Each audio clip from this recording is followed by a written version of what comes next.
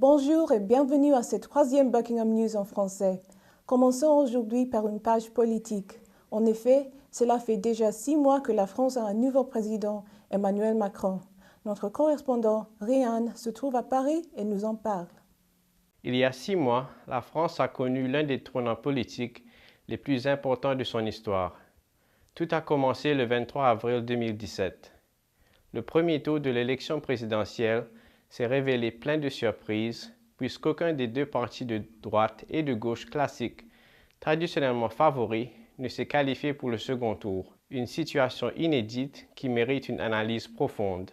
Le malaise économique, le chômage, l'insécurité, l'immigration, l'éducation et le terrorisme sont des sujets qui inquiètent l'opinion publique. L'échec des partis classiques à résoudre ces défis ces dernières années n'a eu pour résultat qu'un ras-le-bol des Français qui se sont par conséquent tournés vers de nouveaux partis, espérant d'autres alternatives.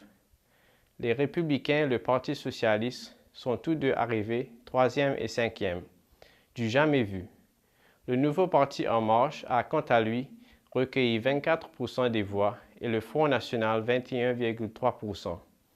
Autre surprise, la France insoumise, parti d'extrême gauche, a réalisé un score de 19,5%, devançant le Parti socialiste de Benoît Hamon, victime de l'impopularité du président Hollande. Au mois de mai, c'est finalement Emmanuel Macron, centriste, qui a été élu. Mais bien qu'au plus haut dans les sondages depuis son élection, le plus jeune président de la Ve République, il a seulement 39 ans, se heurte aujourd'hui aux critiques à cause des réformes qu'il propose, notamment sur le Code du travail. Les mois et années à venir nous diront donc si les Français ont vu juste en votant pour un président différent. C'était Ryan Adeline pour la Buckingham News en français. Merci beaucoup, Ryan. Continuons à parler politique avec Larsen, qui nous dresse le portrait de Simone Veil. Nous allons rendre hommage à cette grande dame qui a marqué la politique française et qui nous a quittés récemment. Simone Veil est née en 1927 de parents juifs. À partir de 1940, sa famille subit la persécution antisémite et en 1944, ils sont arrêtés par la Gestapo. Les femmes seront déportées à Auschwitz et les hommes en Lituanie. Malgré des conditions de vie effroyables, la jeune Simone parvient à survivre et sera libérée en avril 1945. À son retour, elle débute des études de droit et de sciences politiques à Sciences Po Paris et entre dans la magistrature.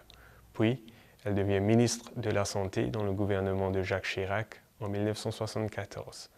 Elle débute alors son combat pour la dépénalisation de l'avortement, un tournant majeur dans la lutte pour les droits de femmes. C'est finalement le 17 janvier 1975 que la loi Veil légalisant l'interruption volontaire de grossesse sera promulguée. En 1979, Simone Veil devient la première femme à la présidence du Parlement européen qui devient une de ses priorités. En 2010, elle devient membre de l'Académie française, devenant l'une des rares femmes de cette prestigieuse instance jusqu'à son décès le 30 juin 2017. Simone Veil aura dédié sa vie à combattre les inégalités, le racisme et l'antisémitisme. Elle avait à cœur de témoigner ce qu'elle a vécu dans les camps de concentration afin que personne n'oublie et que cela ne se reproduise jamais. C'était Larsen Vidamalé pour la Buckingham News en français. Merci Larsen pour ce portrait élogieux qui clôture la fin de notre page politique. C'est l'heure à présent de parler culture. Véronica nous en dit plus sur le peintre Vincent van Gogh et son amour pour la France. Le peintre néerlandais post-impressionniste Vincent van Gogh est né le 30 mars 1853 aux Pays-Bas. Il a d'abord travaillé comme marchand d'art avant de devenir pasteur, puis peintre en 1880. Il a appris à peindre seul et son frère Théo l'a soutenu financièrement. Vincent écrivait à Théo très régulièrement et les échanges nous permettent de mieux comprendre la vie de l'artiste et ses travaux. En 1896, Vincent van Gogh a déménagé à Paris où il a rencontré plusieurs autres peintres comme Degas, Toulouse-Lautrec, Pissarro et Gauguin. Son style a évolué grâce à la pression de l'impressionnisme, devenant plus léger et plus coloré. Après 2 ans passés à Paris, Vincent a déménagé en Provence, où il apprend son œuvre la plus célèbre, Tournesol dans un vase. Malheureusement, cette période correspond également au moment où il a commencé à souffrir de troubles mentaux, coupant une partie de son rail suite à une querelle avec Gauguin. Ces problèmes psychiatriques ont persisté tout au long de sa vie, bien que pendant cette période, Van Gogh a eu une activité artistique intense.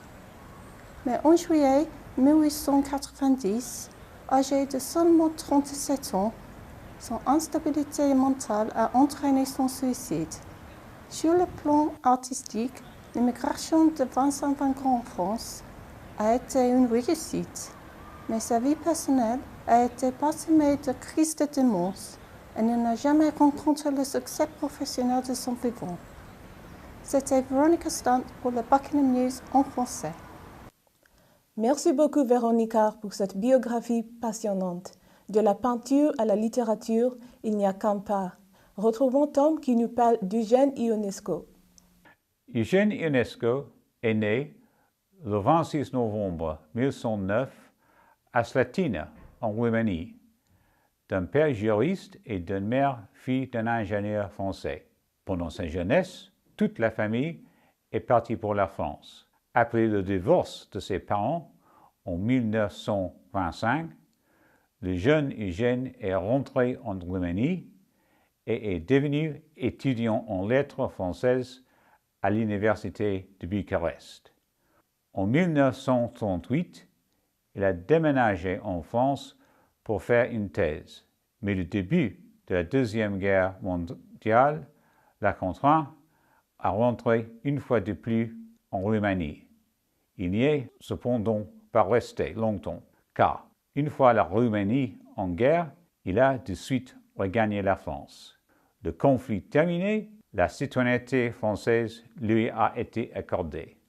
En 1950, Eugène Ionesco a commencé sa carrière comme auteur en écrivant de courtes pièces dans un style absurde, tel que La cantatrice chauve. Au milieu des années 50, il est devenu l'un des grands hommes du théâtre français avec de longues pièces de théâtre comme Amédée, Rhinocéros et Le roi se meurt. En 1970, preuve de son intégration en France, il est élu à l'Académie française et a continué à produire des œuvres jusqu'en 1985. Il est mort à Paris le 28 mars 1994. C'était Tom Couture pour la Buckingham News en français. Merci Tom. Tournons cette page culture et retrouvons Valentina en Suisse qui nous présente l'une des plus belles réussites de ce petit pays.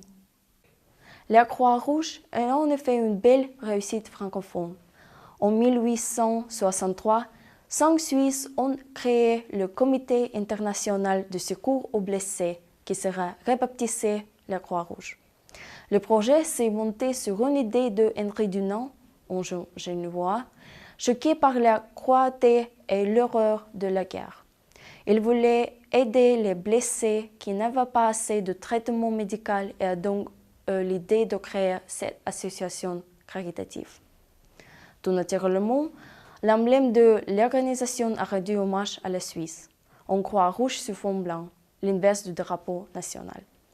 Aujourd'hui, le Comité international de la Croix-Rouge fait de son mieux pour répondre rapidement et efficacement quand un conflit armé ou une catastrophe naturelle se passe. Dernièrement, les bénévoles sont venus en aide des victimes francophones des ouragans. La Croix-Rouge a par alors son propre musée à Genève qui présente ses réalisations et l'histoire de bénévoles qui ont fait les belles années de cette association aujourd'hui très influente en Suisse et dans le monde intérieur. C'était Valentina Gritsenko pour la Buckingham News en français. C'est donc la fin de la 3e Buckingham News en français.